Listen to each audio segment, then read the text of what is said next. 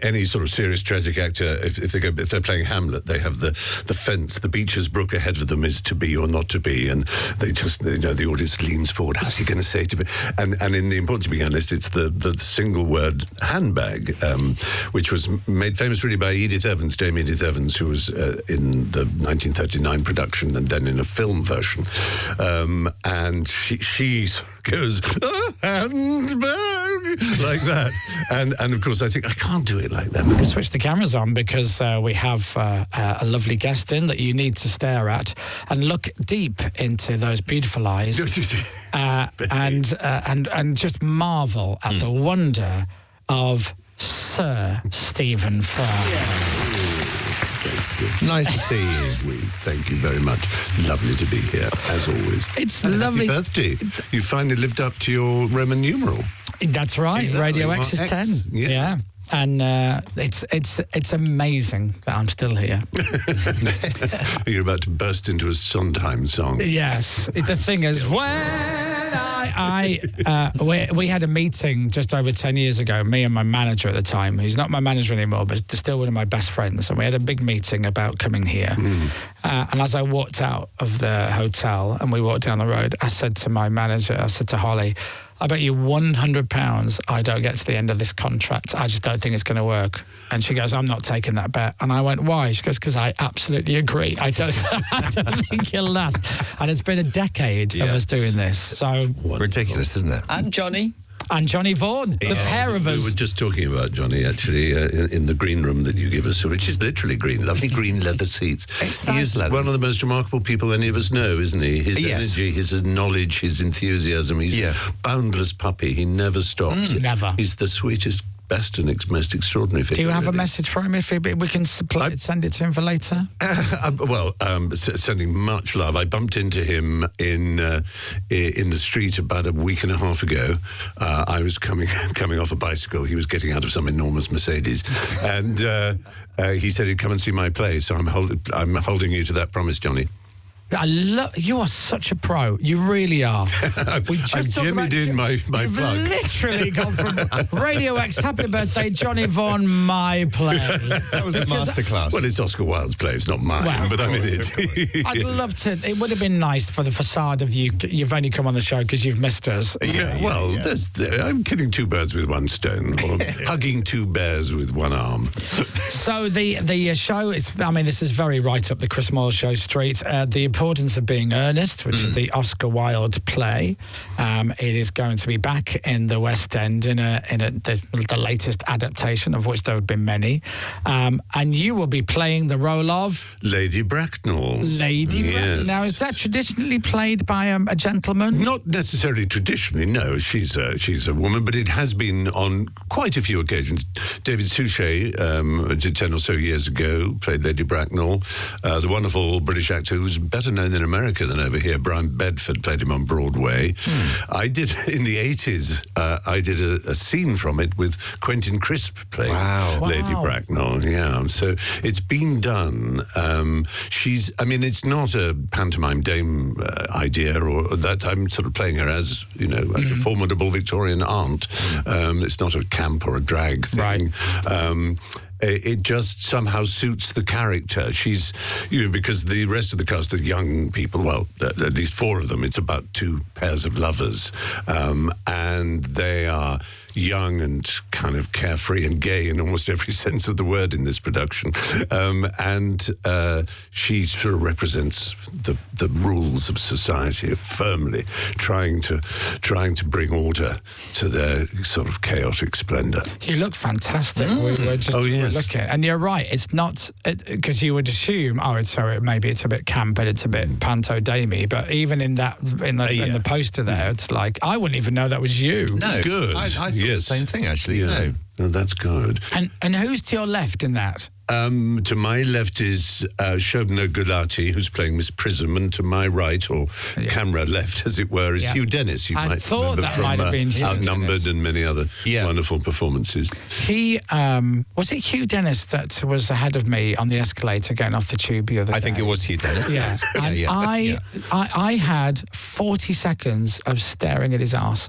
I shall tell him this evening. And I thought to myself, because I've seen him a few times before, I've never met him, and he got off we just so happened to get off the same tube station together, and he just went ahead of me on the escalator, and I always leave a little gap, and then of course it starts to rise up, and I literally I am eye level with his with his buttocks. With the Dennis bottom. I'm probably the last time. Yes, it's unlikely to repeat. You never know. You might come to the show and visit him in his dressing room, and who knows? If I get the timing right, maybe I can repay the favour. Well, that's true. Yeah. Now, for somebody like me that is... Okay, so as I get older, obviously, I get more and more sophisticated with my tastes. Yeah. You know, I now drink rosé Prosecco. Well, exactly. Thank you. For people like myself, I've never seen an Oscar Wilde play. I don't know a lot about the works of Oscar Wilde, but I'm a fan of yours, and you have seemingly good taste.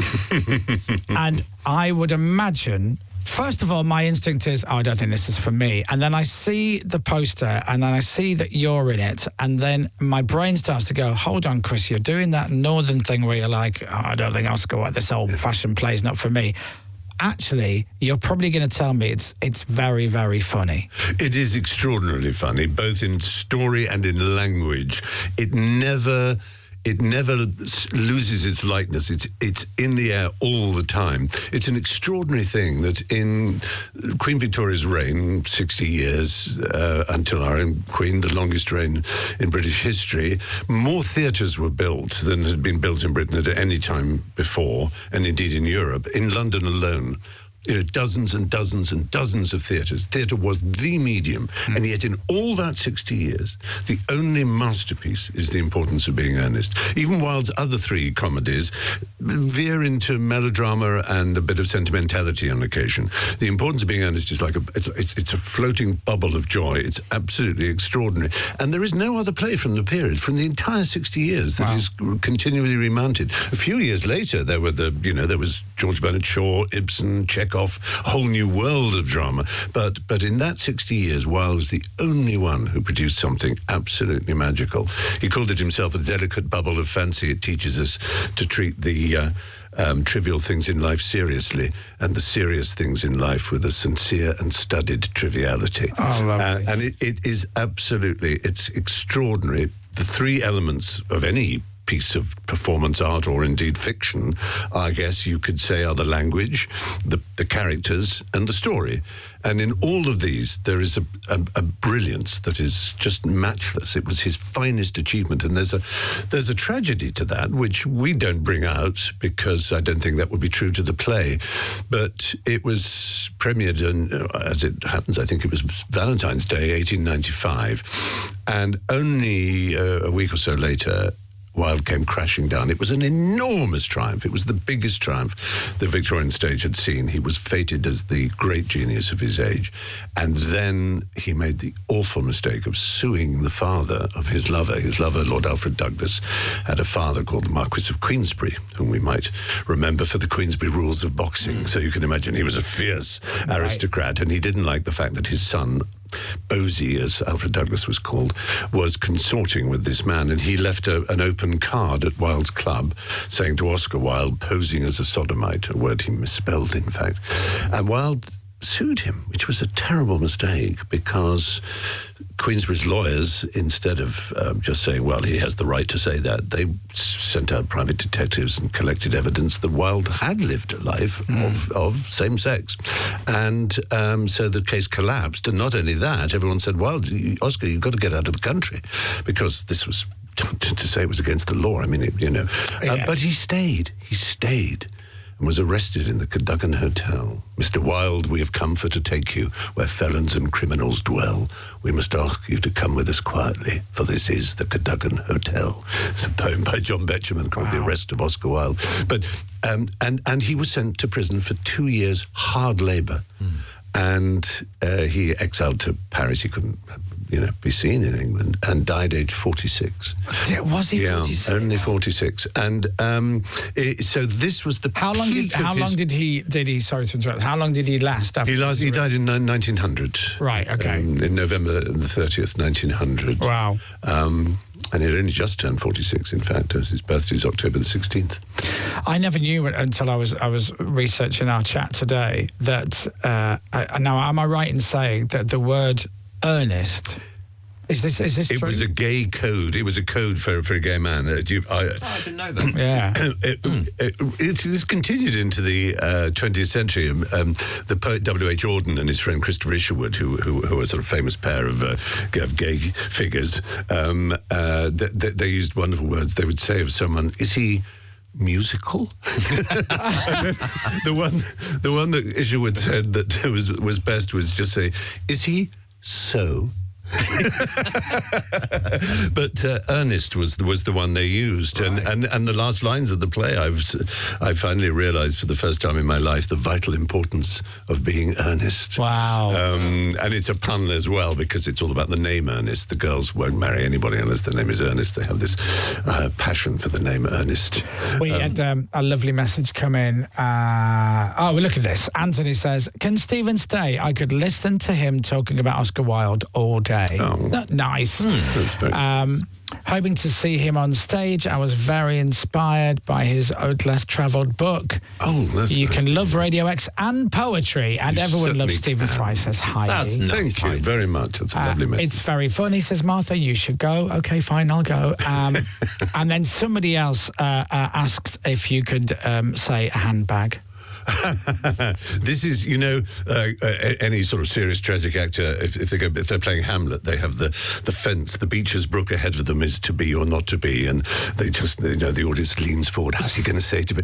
And in The Importance of Being Honest, it's the single word handbag, which was made famous really by Dame Edith Evans, who was in the 1939 production and then in a film version, and she goes, handbag, like that, and of course I think I can't do it like that because, and then I get so self-conscious, and in the end what I have to do is just be Lady Bracknell, being astonished by the idea of a handbag and not try and contribute to the history of how a handbag was said. You could do a different accent every performance. Yeah. Scottish, Welsh, Geordie Leeds or something, yeah. Do you know...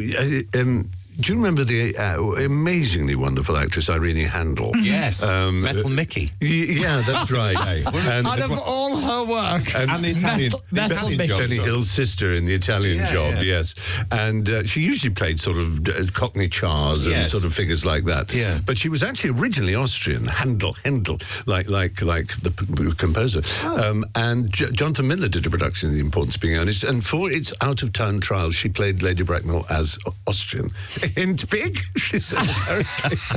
But they decided in the end it didn't work, so they changed it for the. So there are all kinds of ways of doing these things. It's the shock of the Jack was found as a baby in a bag, in a handbag. That's right. That's the revelation, and then the handbag, and then she goes, handbag. Or however, that's a good way of doing it. I like that little touch of Manchester in there. A little bit. This Leeds, if you don't. I mean Leeds. Of course, I meant wrong side of the Never Manchester. I'm so ashamed. Oh dear. Until I'm the other like side of the world. confusing a New Zealander with an Australian or a Canadian with an American. Have you ever noticed that's a thing that I discovered years ago? Is the rivalries between towns and cities. So you get Leeds and Manchester who are very close together, and there's a big rivalry there. Sure is. But if you go on holiday and you're the other side of the world and you bump into somebody from Manchester, you go, I'm from Leeds, and they go, hey! Yeah, it's so true. It's a funny thing, isn't it? Yep, you're right. So this play, The Importance of Being Earnest, is going to be in the West End.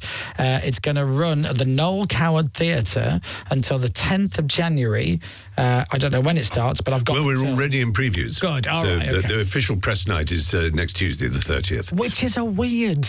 I've never understood the whole preview thing. Well, which means it's started, but it's not started yet. It means that if there is a little bit of a technical hitch in complex shows, there often is a lot of teething program, and the producers, need to get some money back. And the tickets are cheaper, I believe. And the tickets are for £25, wow. which is unbelievable. It's really worth remembering that. Of course, there are expensive ones down in the stores, Sure. but it is possible to do. And one really hopes that drama students and nurses and the kind of people who think I can't afford West End theatre prices realise Because that nobody can. we do make our absolute utmost effort.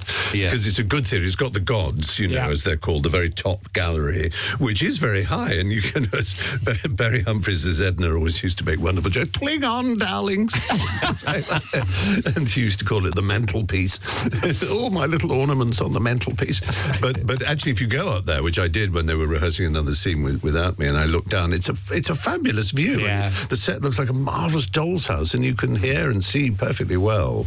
But it is a lot cheaper. If you fancy it, if you go, right, that's it, he's talked me into it. I never thought I would go and see an Oscar Wilde play, but Sir Stephen Fry. Yes, lest we forget. Isn't it hilarious? Yeah. So it's on now. Well, it's in previews now, and then it runs till the 10th of January. So go and get your tickets. If you look for earnestonstage.com, you'll be able to book tickets to go and see Stephen Fry in The Importance of Being Earnest. Look at that. Oh, my God, have you just found a view from the... Oh, that's it's a very nice stage, isn't it? Yeah, it's beautiful. It's lovely. Beautiful theatre. Yeah. There you go. That's a clear view. I don't think I've ever been to that theatre. I don't think I've ever been to the Noel Coward. It used to be called the Albury, named after Donald Albury, who was a theatrical impresario. But for some time now, I think about 20 years, it's been called the Noel Coward. Can I talk to you about a few other things? Oh, please, absolutely. Do you still have your black cab? No, I got rid of it about 10 years ago now. It was wonderful when I was living in Islington, and I'll be honest, it was also wonderful before cameras were everywhere. Because it's no question that the bus lanes and other cabs let you into traffic. I used to call it camaraderie. The way they would just go on, mate. Oh, it's you, because they'd draw up alongside and say, avoid the Harrow Road or whatever.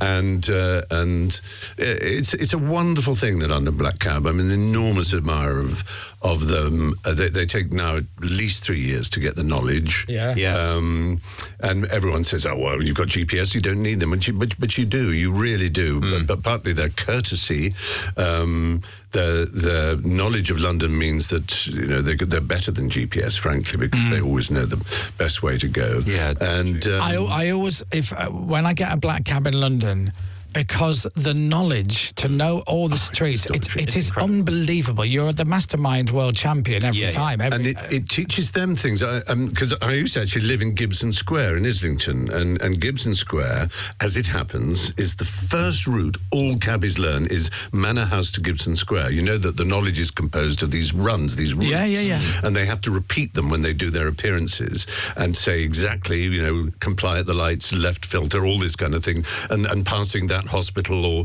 and the very first one is Manor House to Gibson Square. So I would always have these wonderful conversations with cab drivers, because I'd say, oh, Gibson Square, I should know where that is, and then they'd tell their story of how they did the knowledge and how it went. Did you ever a lot of them? Did you ever do Manor Street to Gibson Square? I went very close, Green Lanes to Gibson Square, which is very, very close. But the really interesting thing is, a lot of them would say, I left school when I was 15. I was told I was not academic, that awful phrase, as if it has any meaning. And I didn't really believe I had much of a brain. And then I started doing the knowledge, and I realized the brain is infinitely elastic. The amount that you can learn is astonishing. And they're very proud of the fact that you have to know more facts to get the knowledge than you do to get a law degree. Wow. And some of them are inspired by it. They say, so I thought, oh, bloody hell, I'll teach myself Italian, or I'll learn the form book, or, it doesn't really matter. They realised that they could do it. Isn't their hippocampus bigger than the average person? Well, it does. I believe that. I've heard that.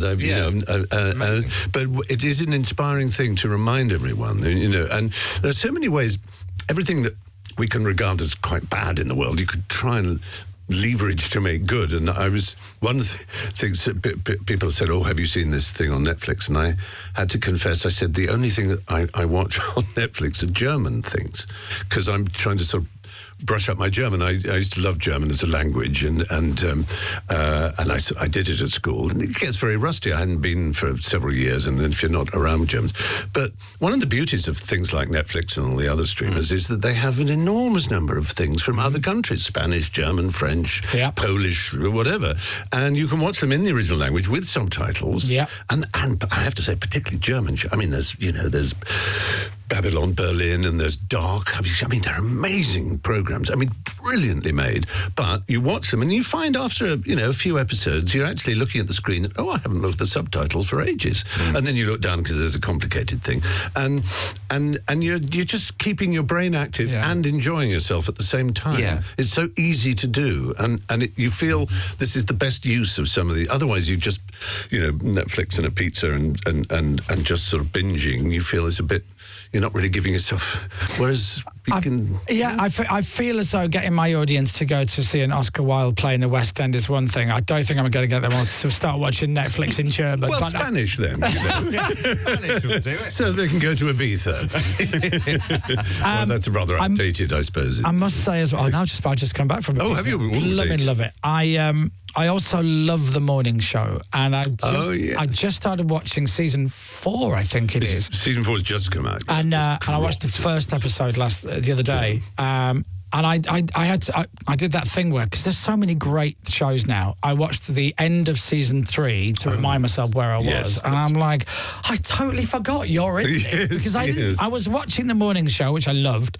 It's on Apple TV. And I didn't know you were in it. So all of a sudden you just appeared. And I'm like a rather creepy figure. Oh, yeah, I don't like him. No, he's not nice. And you're very good at it. Because I like you, but I don't like him, which I always think is a good sign of a good actor. I saw them. They were in town just last week. I did the one show with Reese Witherspoon and Billy Crudup, who is just amazing in the show, and Karen Pittman. And it's a really happy place to shoot, because I know this sounds as if I'm sort of being creepy, but it's almost entirely run by women, which is quite rare in the film. There's the showrunners and the directors and the assistant directors are women, and the two major stars, Jennifer Aniston and Reese Witherspoon. I nearly said Reese Reese Witherspoon are women, and it makes it for an atmosphere that's very different from the average, rather sort of macho kind of shouty sort of set. And that's good. It made it a great pleasure. Oh, I love it. I love watching it. I can't wait to see the rest of the season. And everybody go. earnestonstage.com is the website you want to go to. earnestonstage.com to go and see The Importance of Being Earnest, running now at the Noel Coward Theatre till the 10th of January, starring Mr. Stephen Fry as Lady Bracknell. Always a pleasure. Delight. Thank you. Thank you for coming up. Thank you, James. Thank you, Chris. And see you soon. Ladies and gentlemen, Mr. Stephen Fry. Thank you. Radio X.